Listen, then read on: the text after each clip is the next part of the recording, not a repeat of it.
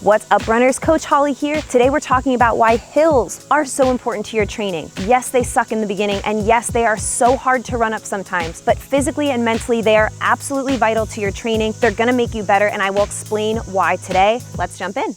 Now, I wanna set the scene for these hills by discussing different types of power we use when we run. Positive power we get from when we push off on the ground. The foot pushes off the hard surface, propels us forward. That is considered our positive power. Negative power would be what we have to do with our body weight to brake or control when we're coming on a downhill. So think how you control that speed with the gravity, how you negotiate that so that you're not just full-on sprint down the hill with no control whatsoever. The third one is called free power, is kind of how I like to describe it. We basically get energy return from running well. The more we can push our hips forward, use that pulling motion we've talked about in several videos, the more our body can last longer and the springier we can be off the ground. It kind of finds that midway between the positive and negative power. What hills do is they force us to increase our positive power by taking the negative, the braking, the controlled landing of downhill out of the picture. Now we're going up an incline and we have to focus solely on pushing off. Consider this your strength training for running.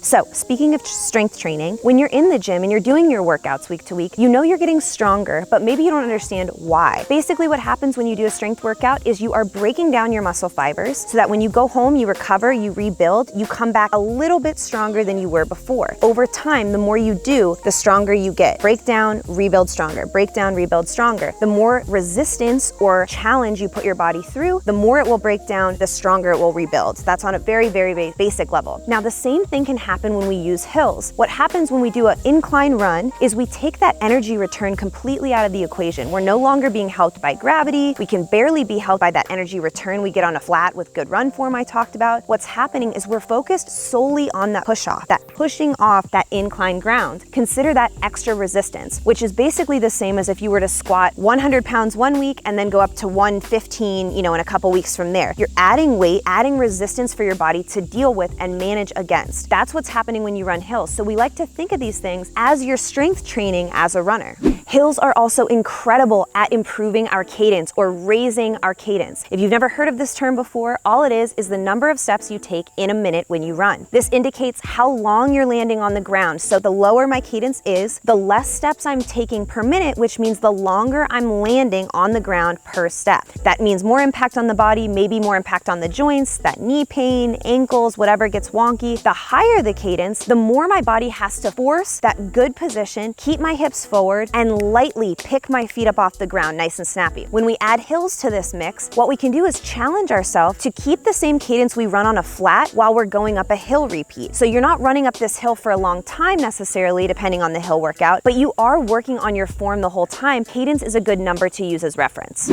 So let's talk about what that run form looks like if I'm going to keep a higher cadence. Now, if I go out the door and I'm not thinking about my foot strike at all whatsoever, eventually I may find myself in a little bit of a marathon shuffle, I like to call it. I'm just landing, I'm not thinking about it, right foot, left foot. That's pretty much the extent of my thought process. If I take my headphones out, I can hear myself landing usually. There's that scuffing sound, just like that. And eventually, maybe I'll get a little tweaked knee or my ankle starts to get sore, or over time, I'm just not feeling good if I'm constantly running in that shuffle. I'm barely picking my feet up off the ground. If I take that to a hill, here's what happens. I go to this incline, take my same marathon shuffle up, still landing the same way, but now because I have a resistance from that incline, I am forced to put my hips back in order to compensate. I take the same marathon shuffle, I'm going up the hill, hips are back, dropped behind me. What takes over? My low back. All of a sudden I'm going up that hill and suddenly my back is screaming, even after a few minutes. Going up, low back does everything for me. That is no way sustainable. That's not gonna work when we do these hill workouts. So what you're gonna do to reverse that is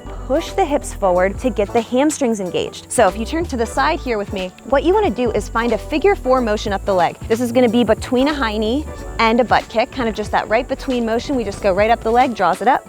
In order to do this repeatedly, I have to keep the hips tucked. If I drop them behind, I'll notice the hamstring really isn't working, back still feels flared up, it's really not doing anything. If I wanna practice this little pulling motion in place, exaggerated, once I feel that, I can make it smaller, which is how I'm actually going to run. So when I go up that hill, I will take that pulling motion with me, What happens? My hips are staying forward. I can keep my eyes higher on the horizon line. Overall, I'm much better off from a longevity perspective to get up this hill. On top of that, I will be able to hold that higher cadence from maybe what it would be on a flat run. I could hold it up a short hill interval with my hips forward using the hamstrings and glutes. If I'm back like this and I'm shuffling up the hill, much harder to keep that cadence up because really the efficiency of the run form is not working for you.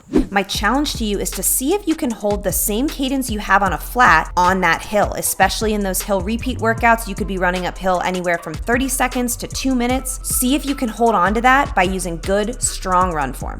Reason number 3 that we love hills. They are relatively low impact, especially compared to other workouts. We've all been on those downhills before where gravity is kind of just yanking us along. We're hoping not to roll an ankle or tweak our knee. On an uphill, you are in charge of your power output, your force production. If you don't put that effort in, you simply can't run up that hill. You are brought down to a walk. Like I mentioned before, if you don't push those hips forward to engage the glutes and hamstrings, your low back takes over almost immediately, and you feel that soon enough to avoid injury. Compare that to a track workout or a flat interval, maybe sprint workout. On those types of workouts, you can go a lot longer before realizing there's a problem. So you might not notice a hamstring or an Achilles flare-up as easily on the flats, and it might show up later. Whereas on the hills, you're kind of forced into that better position right away. The other plus here is that the hills are gonna get your heart rate up just as high as a sprint workout would, but again, overall lower impact. What kind of trail or ultra marathon runner would I be if I didn't talk about vert or vertical gain? If you haven't heard people talk about vert before, they're just talking about how many feet they climbed in a run total. We've heard people say, oh, I PR'd my half marathon, I PR'd my marathon. We know that they mean they ran their fastest half marathon, their fastest marathon. But when people talk about elevation gain or how many feet they climbed in a total run, they're talking about how much incline they ran up. When you start getting into these hill workouts, you're gonna see it really takes grit mentally and physically to push against a constant resistance. Nothing lets up on a hill. It is you against you up the whole way. There is no part of just coasting. It really is up to your power output. I love hills for that. I really think it makes us stronger on the flats. All of the stuff I talked about, the cadence, the form, everything else, you have to really apply it on these hills to get the benefit on the flat. The next few flat runs you do after some hill workouts get worked in, you will feel stronger and probably faster as a runner. If you guys are looking for more ways to get that hill work in and understand why it is so freaking important to your training, I want you to click right over here. Coach Kirk did a great video on hills. I want you guys to check it out. I will see you another day.